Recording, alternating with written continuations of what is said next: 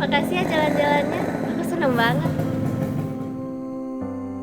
Tapi aku mau mastiin dulu deh. Apa? Kamu jomblo? Aku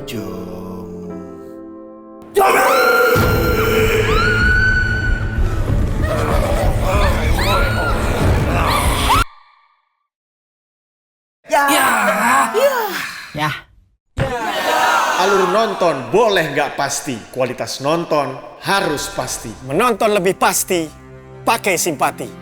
Pasti banyak kuota untuk menonton di banyak aplikasi nonton favorit. Dan pasti nyaman, nonton di mana saja dan kapan saja.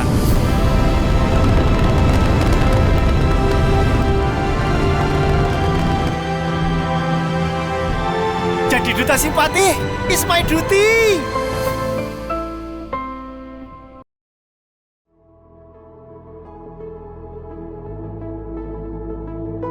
Hai, namaku Chris. Sering gak sih kita merasa capek banget kerja?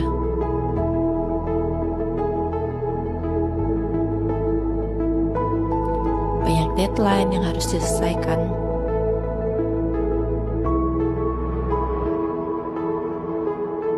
Tapi, untungnya aku selalu ditemani sama Platinum yang membuat aku stay fokus and stay hydrated.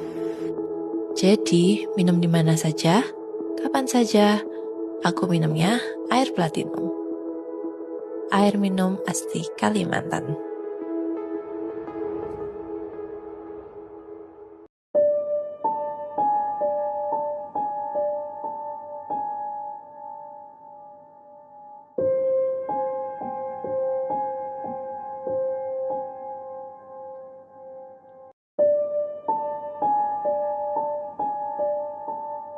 Mas Ega, ini boleh diceritakan kapan pertama kali kamu sadar bahwa kamu punya kemampuan berbeda nih? Umur berapa? Boleh diceritakan. Untuk sadarnya itu saya di SMP. Di SMP itu waktu itu kebetulan kami kan SMP di salah satu perusahaan sawit dan itu SMP-nya baru pindah gitu. Jadi mau nggak mau yang zona yang di dekat dengan SMP itu dipindahkan. Nah, selang seminggu masih normal sampai akhirnya ketemu di hari Senin upacara. Awalnya dari satu orang kesurupan sampai akhirnya kesurupan massal. Dan disitulah dimana sadar ternyata aku bisa melihat hal-hal gaib yang ada di situ. Dan bahkan bisa berkomunikasi. Oh, iya, bisa berkomunikasi. Betul. Dari SMP sampai sekarang. Sampai dengan saat ini. Itu gimana tuh momen pertama yakin ini saya berbeda dengan yang lain dan ini bukan halusinasi? Awalnya itu kan pertama kali masih SMP ya, merasa itu kayak halusinasi gitu, kayak yang masa sih ada hal seperti ini gitu kan. Sampai akhirnya aku bercerita ke ibu, kayak mah aku kemarin di SMP ada ngeliat kayak gini, ini bener atau enggak gitu kan. Sampai akhirnya kayak alah halusinasi, jadi untuk mencegah gitu nah, biar si akunya nggak percaya kalau aku ini anak indigo. Sampai akhirnya setelah mau meranjak ke SMA barulah ibu menyampaikan kalau aku anak indigo, seperti itu. Karena udah keseringan ngelihat dan bahkan berkomunikasi. Dan orang pertama yang diceritakan ibu? Ibu, betul. Oke. Sampai akhirnya di SMA, kamu berbeda Ya, seperti berbeda sekali. itu gimana tuh momen pertama dan tentunya awal-awal kemampuan itu muncul? Apakah Mas Ega merasa sangat takut atau penasaran ini harus saya cari ini seperti apa? Untuk awalnya tuh ya ada rasa penasaran tapi ada rasa takut juga. Karena kan pada awalnya emang jarang banget ngelihat hal-hal yang gitu. Sampai akhirnya kok jadi sering keseringan dari awal SMP sampai dengan SMA. Seterusnya itu kayak ini apaan? Terus penasaran, bahkan pernah sekali saya mencoba waktu itu untuk kayak berkomunikasi, bahkan melihat secara langsung dekat gitu nah, untuk bisa berkomunikasi. Berkomunikasi? Iya. Itu seperti apa? Boleh jadi waktu itu kejadian di rumah, kebetulan saya sendiri di rumah, ibu dengan bapak kebetulan lagi keluar. Waktu itu mencobalah bener nggak dengan cara sendiri saya ketika berkomunikasi dengan makhluk hal seperti itu, saya mencobakan dan ternyata bisa. Dan dari situ saya menanyakan kayak asal muasal dari mana, bahkan dia menyampaikan kalau saya di sini sudah sampai beribu tahun, dan itu nggak tahu juga, mungkin karena saya manusia harus nggak tahu ya percaya atau enggaknya gitu kan. Dan mereka menyampaikan seperti itu dan layaknya seperti manusia biasanya ceritanya. Kamu nggak takut? Awalnya takut, cuma mau nggak mau ya karena emang ini sudah saya sebagai anak indigo mau nggak mau harus ketemu dengan mereka, harus terbiasa seperti itu. Itu berjalan tiap hari kah? Berjalan tiap hari, bahkan ada saat saya pengen sendiri tuh kayak nggak bisa. Pasti ada aja di mana tempat itu, pasti ada aja hal-hal itu yang menyamperin saya. Merasa terganggu? Jujur merasa terganggu, Kak. Ya karena kan kayak kita juga pengen ada rasa tenang dengan sendirinya kan, cuma hal-hal itu selalu datang kayak kadang pengen mereka cerita. Ya layaknya manusia sih, kayak pengen curhat, bahkan ada yang pengen minta tolong, pernah juga. Minta tolong? Iya. Itu seperti apa, boleh diceritakan? Jadi waktu kejadian itu saya di Pemalang, di Jawa, tempat ibunya ibu. Nah waktu itu kan saya baru balik dari tempat temen, dan di situ pas di perjalanan saya sekilas melihat, saya pikir hanya manusia biasa. Akhirnya saya berhenti dan saya balik, dan ternyata itu bukan manusia pada umumnya. Karena yang saya lihat orangnya normal, manusia, cuma hanya aja kakinya pincang sebelah, nggak ada sebelah gitu. Dan Kamu berkomunikasi? Dia berkomunikasi, dia minta tolong untuk bantu carikan kakinya. Oh my God. Dan itu jujur, Itu gimana? ya saya mau nggak mau harus nanya-nanya dengan orang yang ada di situ, kayak bener nggak ada kejadian ini sebelumnya, dan ternyata bener. Akhirnya tim dari rescue, tim relawan tuh mencoba mencari dan ketemu walaupun hanya tulangnya. Gitu. Jadi kamu ungkapkan Iya, aku dengan ungkapkan penemuan dengan seperti itu ya? betul. Ya ada orang yang percaya, ada juga orang yang nggak percaya, kayak alah palingan cuma ngomong doang. Sampai akhirnya dari tim relawan mencoba mencari betul atau tidaknya, Ternyata dan betul. ternyata betul. Gitu. Pengalaman yang paling horor nih, boleh Ya. diceritain kepada pemirsa? Kalau yang paling horor itu waktu saya masih di kuliah, bangku kuliah. Itu saya kuliah di Bekasi, di Kabupaten Bekasi, di daerah Setu. Itu masih, kalau bahasa kita masa PKKMB. Nah, itu masa perkenalan yang dimana dilakukan selama 4 hari. Itu kami 5 hari hanya untuk kesurupan massal. Ya, jadi di kampus saya ini kan kampus vokasi, yang dimana kampus ini beasiswa dari kebun sawit, yang dimana hampir mayoritas bukan orang Bekasi, orang pendatang semua, dan mayoritas mahasiswa-mahasiswa baru di situ itu mereka dibawakan lah dari orang tuanya dari kampung itu untuk jaga-jaga gitu kan. Sampai akhirnya dari pihak panitia juga salah melakukan kalau bahasa bilangnya ya, judul lah dari suatu PKKMB itu mereka menggunakan pahlawan, dan mereka membuat selayak-layaknya itu kayak emang membangga-banggakan, cuma caranya salah. Sampai akhirnya hari kedua, dan kebetulan itu di malam Jumat, disitulah baru mulainya meledaknya kesurupan massal. Dan dari situ beriring-iring sampai akhirnya sosok yang banget saya ingat sampai dengan sekarang itu sosok Leak. Iya. Jadi kebetulan kan itu di asrama. Nah, awal kejadiannya emang di kampus itu kesurupan hanya beberapa. Sampai akhirnya udah selesai dari jam 7 sampai dengan jam 11 malam. Balik nih saya dengan teman-teman yang membantu untuk menyelesaikan kesurupan gitu kan. Balik ke asrama, dan emang asramanya terkenal dengan angkernya ya. Balik kami ke asrama, dan disitulah puncak-puncaknya. Dari yang awal saya kesurupan sampai dengan akhirnya kurang lebih hampir 20-an lebih orang kesurupan. Kesurupan. Iya. Apakah ada yang berkomunikasi dengan kamu pada saat Ada. Dari yang Leak, bahkan sampai dengan penunggu lift, mereka meminta untuk mengusir si pegangan dari mahasiswa baru ini. mengusir Iya, jadi mereka merasa terganggu, yang orang sebelumnya dari asrama ini merasa terganggu, gitu kan. Jadi gimana kamu menyampaikan ke teman-teman? Dengan waktu itu yang saya menyelesaikannya dengan ada yang masuk ke tubuh saya, dengan mereka meminta memanggilkan orang tersebut yang memiliki pegangan, dan itu dipancing, jadi kayak pancing memancing sampai akhirnya saya yang kesurupan dan si lawan bicara saya kesurupan juga beradu. Iya. Sampai akhirnya. Pada saat itu kamu kesurupan? Iya, pada saat itu saya kesurupan. Jadi beradu hampir kurang lebih ya 5 hari itu. Akhirnya 5 hari? 5 hari, betul. 5 hari sampai akhirnya karena si ketua panitianya juga yang PKKMB ini nggak mau rencana mereka diganggu kan, kayak yang program mereka. Akhirnya mau nggak mau untuk menyelesaikan ini dibakar kayak segala figura gitu. Masa PKKMB itu kan dihapus, dan alhamdulillah selesai. mau nggak mau, tapi juga si ketuplaknya ini kena balasannya, kakinya membusuk. Membusuk? Iya, karena dia keras untuk tidak mau diganggu program mereka dengan hal-hal seperti itu. Dia nggak percaya dengan hal ini waktu itu. Makanya sampai akhirnya selesai kami bakar, besoknya dia sakit dan kakinya pembusukan. Gitu. Dan itu yang benar-benar masih banget saya ingat sampai dengan sekarang. Baik. Pada saat itu kamu kesurupan, itu gimana energi yang kamu rasakan pada saat?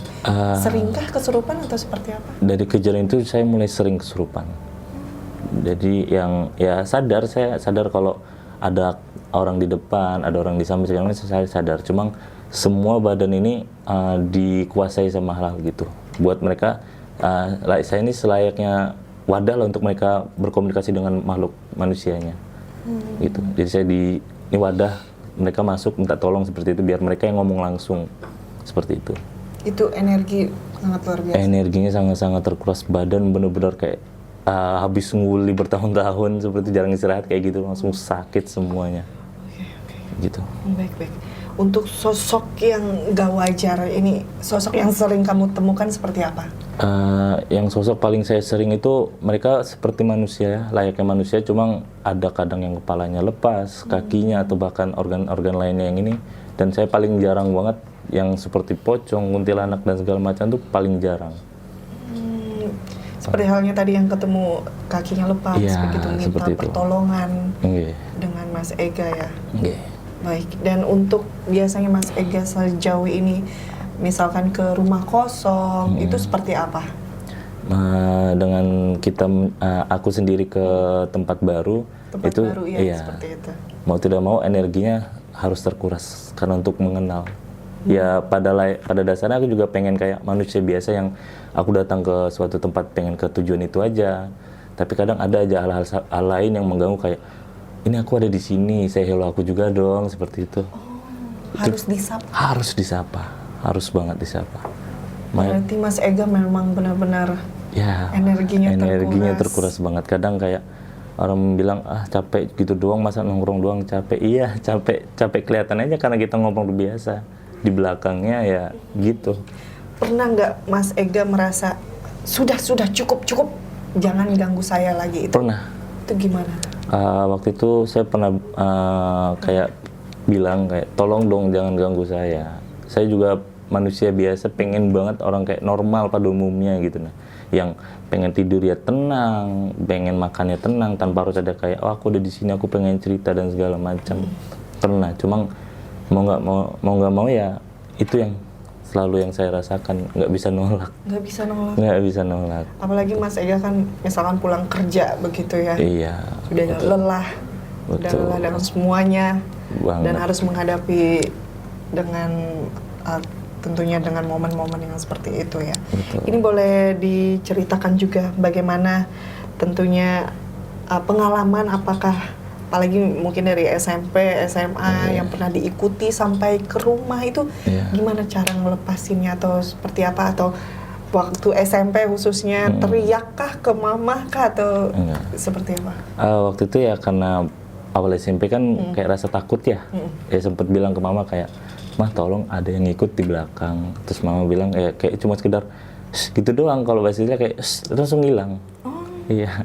Karena emang kalau yang saya dengar juga mama ini keturunan juga di Jambi, turunan dari penunggu di Gunung Kerinci, dan dari anaknya ibu cuma saya yang keturunan juga. Jadi ada keturunan. Iya. Jadi ibu sudah terbiasa. Sudah terbiasa, dan ibu juga paham hanya untuk menjaga dulu. Belum saatnya kamu tahu waktu itu.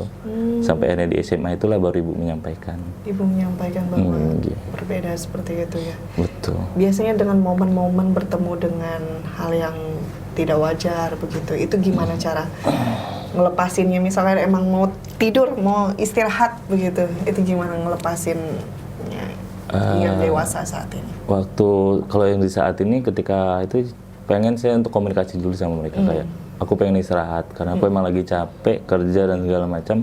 Aku pengen tenang setenang-tenangnya dulu saat ini. Dan mereka kadang ada yang memahami, ada aja yang usil. Usilnya seperti apa? Kadang kayak ya selimut suka ditarik, kaki suka ditarik, tangan suka dimainin selayaknya anak-anak usil lah gitu. Dan itu yang saya rasakan ketika ketemu yang usil di suatu tempat pas lagi istirahat. Itu udah biasa. Udah kamu biasa. rasakan? Iya. Itu benar-benar menguras energi ya. Benar-benar Iya. menguras sekali. Mungkin boleh diceritakan juga kepada pemirsa ini sosok yang pernah menyamar jadi manusia mungkin bertemu dengan Mas Ega. Sosok yang pernah ketemu waktu itu zaman saya masih jadi relawan PMI di Bekasi. Saya masih ingat betul. Waktu itu di tahun 2024 awal. Waktu itu masih zaman-zamannya banyak banget penemuan mayat, dan saya pernah ngantar mayat yang ketemu di Kalimalang ke rumah sakit polisi yang ada di Jakarta Utara. Dan malam dari pulang saya itu ada yang mereka meminta, kayak bukan meminta ya, merasa berterima kasih telah diantarkan. Itu yang momen dimana menyamar untuk berterima kasih dengan Menyamar saya. jadi manusia. Iya, menyamar. Layaknya manusia, padahal Layaknya manusia. ya, layaknya manusia. Padahal kan ketika penemuan kan ya mayat yang sudah berhari-hari yang membengkak membusuk, ketika itu layaknya manusia yang wujudnya mereka sebelumnya. Bilang kepada saya kayak, "Hai, aku ini dan aku mau terima kasih sudah mengantarkan aku." Seperti itu.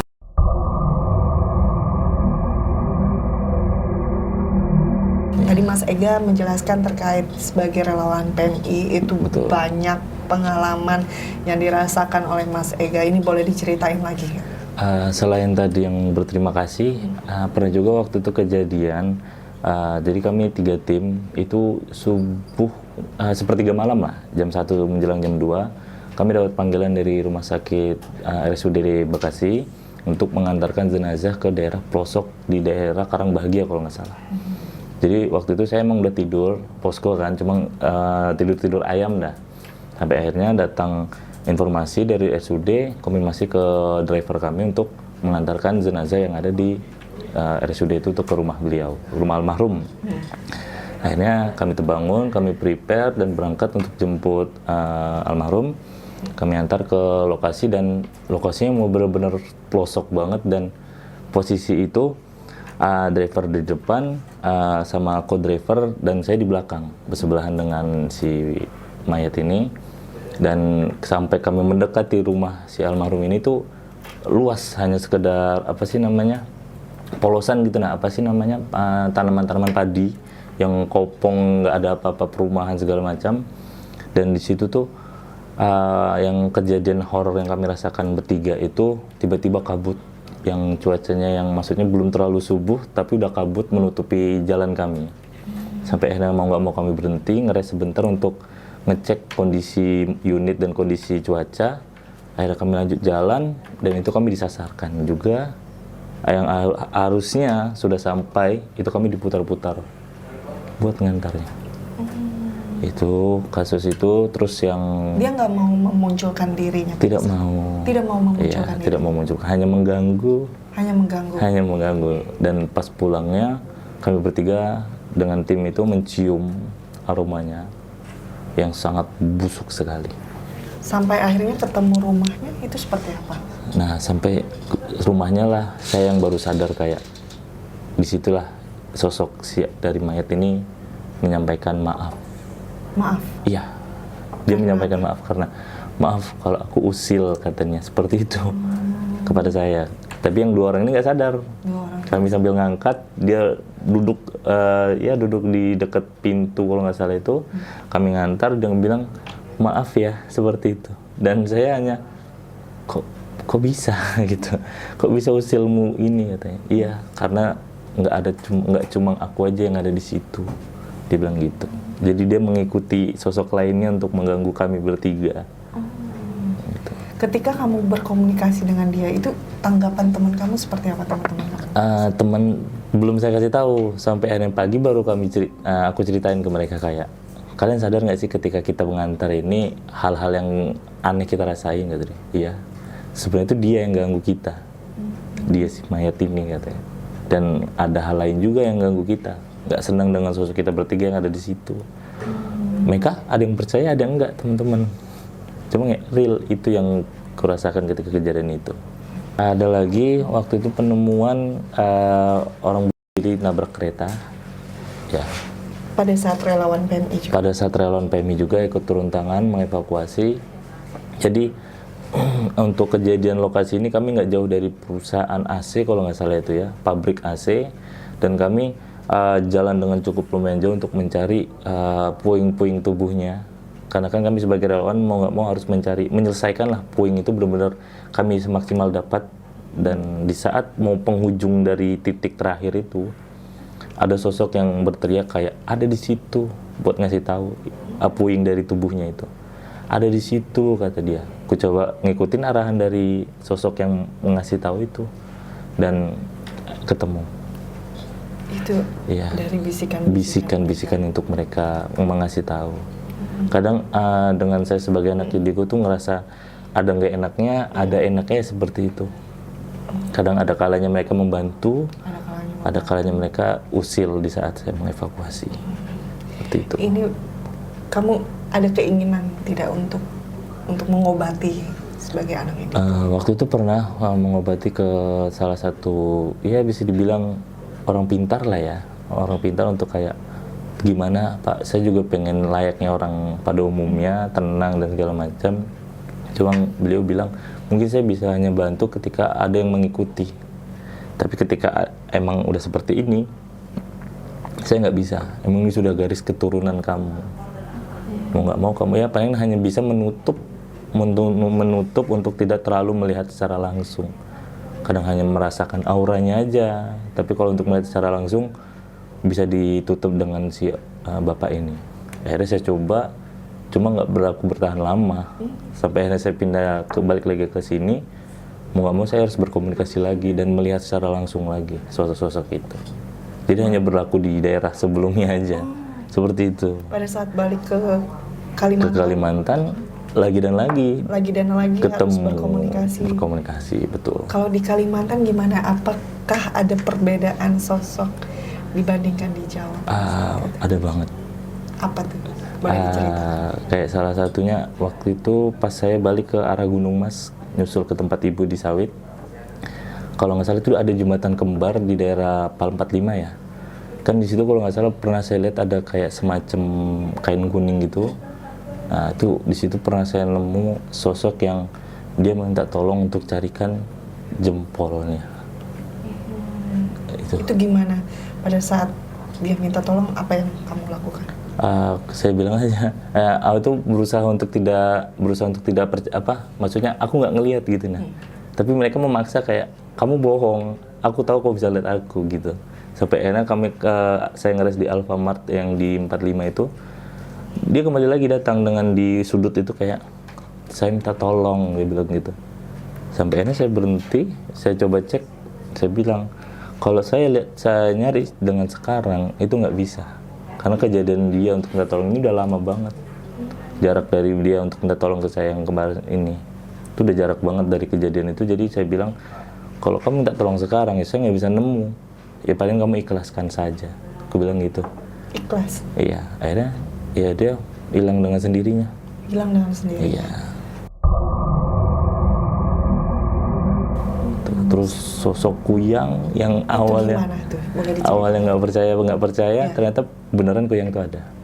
Jadi waktu itu kejadiannya di Sawit juga sama orang timur. Ini kan baru lahiran anaknya. Cuma mereka udah antisipasi buat api-apian dan segala macam, bagaimana cara mengantisipasi gitu kan. Di kaleng itu saya masih kerja di situ. Saya masih kerja ngangkut buah sawit segala macam. Ada sosok yang muncul di balik pohon. Ya kelihatannya bener kayak api, cahaya terang. Cuma orang-orang tuh nggak ada yang ngeliat, nggak ada yang notice. Sampai akhirnya saya penasaran, ini apa sih saya bilang. Dan saya dekatin sosok itu, ya dia sadar ada saya menyapa.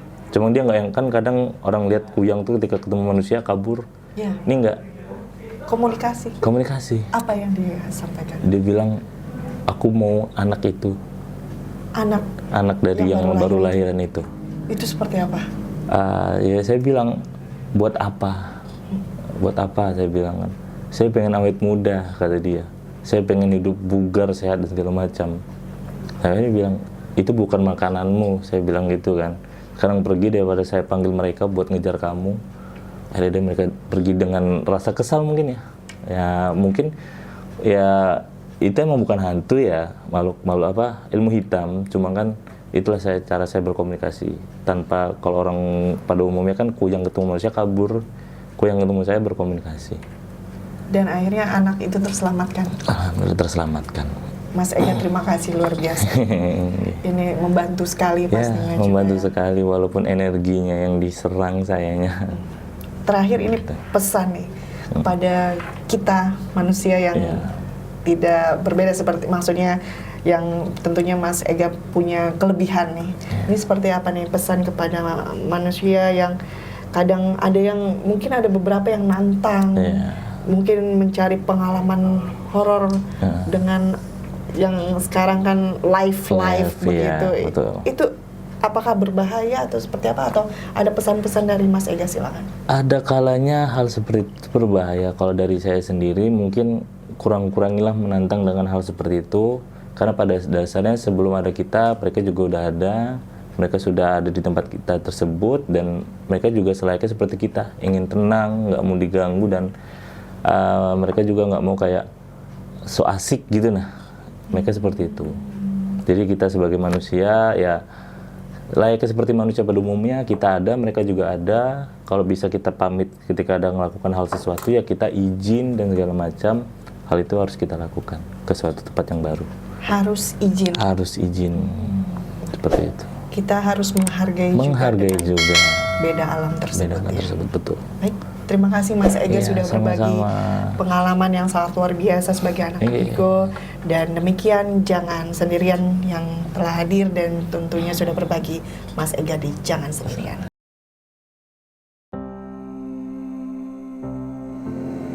Makasih ya jalan-jalannya, aku seneng banget. Tapi aku mau mastiin dulu deh. Apa? Kamu jomblo? Aku jomblo.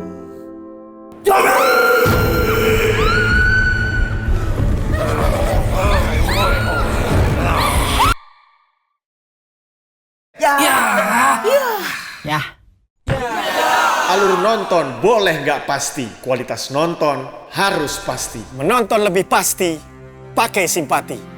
Pasti banyak kuota untuk menonton di banyak aplikasi nonton favorit. Dan pasti nyaman, nonton di mana saja dan kapan saja.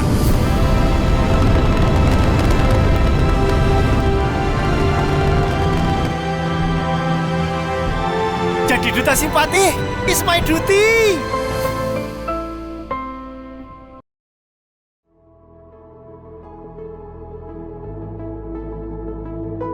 Hai, namaku Chris. Sering gak sih kita merasa capek banget kerja?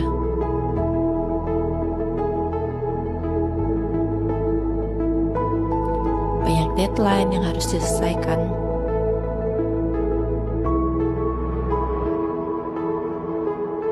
Tapi, untungnya aku selalu ditemani sama Platinum yang membuat aku stay fokus and stay hydrated. Jadi, minum di mana saja, kapan saja, aku minumnya air Platinum. Air minum asli Kalimantan.